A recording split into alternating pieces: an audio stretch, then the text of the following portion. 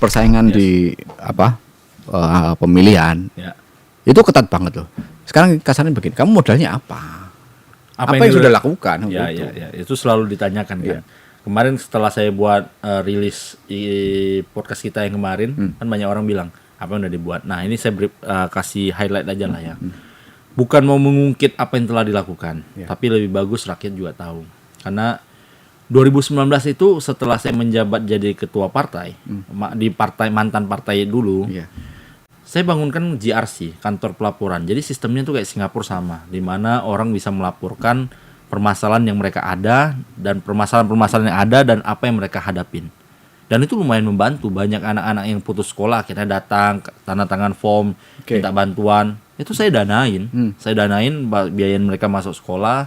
Mau yang ke sekolah negeri, lalu sekolah swasta yang nggak sanggup, saya buatkan surat minta bantuan untuk diperingankan. Itu saya lakukan dan efektif menurut saya di 2019 ya. Setelah 2020 corona break kan. Nah, ketika corona sekarang bukan seperti sekarang, masyarakat jangan lupa bahwa tahun 2020 corona mulai itu tidak ada masker, surgical masker plastik yang sekarang jual ini. Saking sulitnya mencari itu, akhirnya saya dan tim bergerak benar-benar melakukan masker kain. Kita jahit. Saya beli kain ke Jodoh, habis itu bawa kasih orang jahit, jadikan ini berapa. Kami berhasil membuat sekitar 30.000 masker kain. Saya sebarin ke kota Batam. Ojol-ojol, ojek online dan lain-lain, kita sebarin masker kain. Sebagai bukti sekarang juga ada. Lalu habis itu ada bantuan pangan. Bantuan pangan kepada lansia-lansia kan nggak bekerja. Lalu habis itu banyak yang lockdown. Beras-beras yang partai sebelumnya bagikan tulisan PPKM itu beras saya yang sebarin. Saya yang siapin untuk bagi-bagi beras untuk masyarakat. Itu tanpa taruh muka saya kadang. Ada yang taruh muka, ada yang tidak, ada yang berdasarkan partai ya, whatever lah. Tapi bantuan pangan. 2019 ketika corona sudah membaik dan udah mulai ada vaksin, saya menjadi salah satu politisi, ini salah satu loh.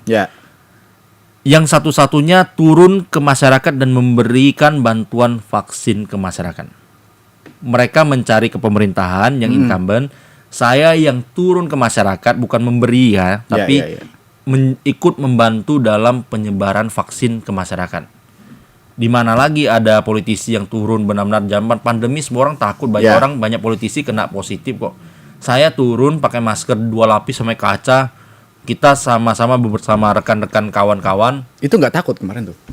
Ya takut lah. Cuman kan namanya kita benar-benar daripada banyak yang kena, lebih bagus cepat perbaikan, cepat yang sembuh kan. Artinya kita kembali normal secepat mungkin. Jadi saya benar-benar sama kawan benar-benar bantu di Tuci. Jadi Tuci yang membagikan. Jadi saya revisi lagi di bahasanya. Tuci yang membagikan vaksin ke masyarakat. Kami yang membantu di lapangan melakukan pengerjaan. Hujan-hujan pernah kita bantuin orang ngevaksin mau Moderna, Astra. Zaman Astra dulu sebelum Moderna. Moderna udah sesi kedua lagi. Nah, menjadi salah satu politisi Batam yang benar-benar turun ke rakyat, ikut membantu proses vaksin di zaman krusial loh. Lagi genting-gentingnya. Saya aja balik harus sampai ya pakai mandi detol dan bla bla bla. Nightmare bangetan itu kan. Nightmare banget, tapi saya rasa bukan untuk kepentingan politik, tapi saya rasa ini kemanusiaan. Betul. Jadi saya bergerak secara kemanusiaan ketika 2023 kemarin. Saya nggak tahu politisi lain. Yang saya rasa, saya tanya nggak ada ya, mohon maaf ya. Lalu 2022 menjadi salah satu ketua partai yang mengembalikan dana parpol yang tadi saya bahas. Itu menunjukkan integritas. Walaupun orang bilang daripada BPK begini dan lain-lain, tapi menurut saya BPK konsisten. Kami beberapa kali ada berkas yang nggak cukup, kami penuhi. Dan benar-benar sebelum deadline, kita tunjukkan nih Pak, benar kita beli barangnya ini ada.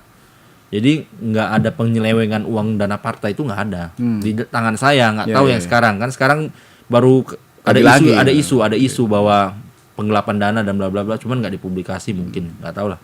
Tapi ya terbukti mereka cuma berapa bulan, habis itu diganti lagi, whatever lah. 2023 saya bergerak secara sendiri, membantu kasus kayak ibu yang terpisah dari anak dan lain-lain. Ada juga kasus ada yang ditabrak di Harbor Bay kemarin, lalu saya bantuin kasus hukumnya. Ada yang orang mabuk yang jadi korban, ya banyak lah beberapa kasus-kasus yang saya bantuin. Tapi kadang ada yang terpublikasi karena butuh dipublikasi agar proses hukumnya berjalan, ada yang tidak perlu dipublikasi. Jadi kalau misalnya apa yang saya berjuang masih belum puas dengan apa yang telah saya capai untuk warga Batam. Oke, iya. Berarti kan memang sudah melakukan sesuatu yang dari nggak instan toh. Ya, nggak ada instan. Makanya saya bilang saya bekerja bergantung pada meritokrasi bukan rekomendasi. Bukan rekomendasi. Jadi ada perjuangan itu. Nah, itu tadi aku janji tadi masalah mengenai persoalan-persoalan. Apa yang dialami sebenarnya anak muda sekali, persoalannya apa sih sebenarnya? Nah, masalah yang paling krusial yang saya mau highlight hari ini adalah 3 hal, yaitu adalah pengangguran. Satu. Kedua adalah biaya hidup yang semakin mahal di Batam ya. Ya, dan rakyat sudah mulai menjerit dan apa yang dibuat oleh pemerintah gagasan. Nah, secara ekonomi dunia kita akan menghadapi world debt crisis, world debt crisis, di mana semua orang akan terlilit utang. Jadi di Korea sudah terdampak, di Cina sudah terdampak, banyak orang buat usaha Shopee online dan bla bla bla. Akhirnya mereka nggak ada yang beli dan lain-lain. Jadi ada utang-utang. Korea juga sampai dibilang make it atau ya gimana lah. Pokoknya Cina udah mulai ngerasa, Singapura sudah mulai dikit-dikitan, udah concern tentang utang-utang ini.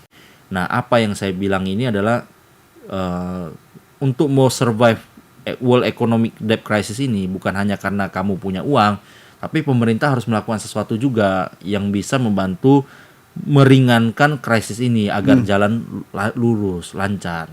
Nah, itu banyak kebijakan pemerintah yang harus dampaknya apa kira-kira? Bahayanya apa bagian? Dampaknya bisa jadi pengangguran dan banyak orang kelaparan. Real loh. Iya. Nah, sampai orang harus minta makanan di kampus-kampus sekolah di Korea kan begitu. Itu hal-hal itu realistis banget. Di Batam bisa terjadi. Di Batam bisa terjadi kalau dengan sistem pengangguran saat ini dan pengangguran di Kepri itu kan nomor 3 secara nasional data BPS terbaru. Meskipun sudah turun dibandingkan tahun yang sebelumnya. Tapi ya angkanya kalau dilihat secara nasional masih tinggi. Kepri masih nomor 3. Nah, seperti yang kita diskusikan sebelumnya, Kang, apakah pengangguran ini soalnya di Batam ini menurut saya pemerintah daerah telah melakukan yang terbaik. Cuman yang saya sangat sesalin adalah kenapa perwakilan rakyat kita, bukan karena saya mau maju wakil rakyat makanya saya bilang wakil rakyat tapi wakil rakyat ini harusnya kerja lebih keras menyampaikan permasalahan tantangan yang masyarakat alami untuk pemerintah daerah. Itu sebagai alarm inflation warning ataupun debt crisis ini yang akan kita hadapin. Teknologi advancement, AI dan lain-lain itu adalah problem-problem yang akan dihadapin oleh rakyat kita. Apakah kita berdiam diri dan terus-terusan sibuknya nggak tahu kemana atau ke kunker? Kan itu sebenarnya hal-hal yang harusnya dibahas. Gitu. Iya. Itu untuk anak mudanya. Kalau generasi yang apa yang persoalan-persoalan dialami oleh generasi lebih senior lagi? Menurut saya semua sama down kepada entrepreneurship, perizinan yang dipersulit kan yang kita bahas sebelumnya tentang kesempatan oportunitas pendidikan, mutu pendidikan kita, berapa biaya pendidikan kita itu sangat tinggi dan pendidikan itu bertolak belakang kepada nanti akhirnya relay kepada pengangguran karena mutu pendidikan kita kurang bagus, akhirnya jadinya kita banyak pengangguran. Bisa jadi karena contoh shipyard sekarang butuh banyak orang welder betul. Tapi welder kita nggak ada yang qualified, nggak ada orang, nggak ada. Nah, makanya mutu pendidikan kita itu harus dipertanyakan. Satu, kesempatan pendidikan nggak semua orang bisa lulus SMA loh, ada yang SD, SMP. Nah, itu kan harus kita dorong hal tersebut. Bagaimana pemerintah daerah bermain peran dan bagaimana wakil rakyat bisa menggunakan apa yang dipunya untuk melobi agar hal tersebut tercapai. Biaya pendidikan kita mahal. Anak TK SD di swasta sekarang harus masuk 10 juta. 10 juta, SMP 15 kalau nggak salah yang swasta. Ya, baik. Katakanlah yang sekolah negeri 5 juta. Katakanlah separuhnya 5 juta, katakan begitu. Uang baju seragam aja udah 3 jutaan di sekolah negeri dan lain-lain untuk satu set Senin sampai Jumat. Nah, masalahnya kalau misalnya kita atau orang tuanya bergaji UMK, UMR atau di atasnya lah, mungkin 8 jutaan kita ngomong. Makan sekali makan aja udah katakan sama anak sama suami ya kan, pasangan 100.000 kali 2 makan siang makan malam itu udah 200.000 kali sebulan udah 6 juta. 6 juta apakah biaya air listrik? Nggak usah. Air listrik udah sekitar 500 sejuta, 7 juta. 1 juta lagi nggak bisa nyicil, paling nggak ngekos. Jadi kalau misalnya nanti mereka tua nggak bisa ngapain-ngapain gimana? Siapa yang nanggung nanti? Makanya akhirnya pemerintah lagi. Makanya saya bilang supaya pemerintah tidak bermasalah di kemudian hari, hal-hal ini harus diselesaikan sekarang. Makanya kemarin saya bilang right now this is the time. Is a serious matter. Ini adalah bukan hal-hal yang bisa ditunda-tunda lagi karena ini berkorelate. Orang bilang nanti pendidikan emang bisa saya makan buku dan lain-lain. Nggak, pendidikan ini bisa membuat Anda punya makanan, punya rumah, punya cicil kendaraan dan lain-lain. Setelah itu udah, baru pemerintah harus bahas juga beban biaya hidup sekarang yang sangat tinggi ini. Soalnya gaji rencananya kan naik UMK jadi 4,9 lebih lah. Ya, kan lagi dibahas itu. Ya.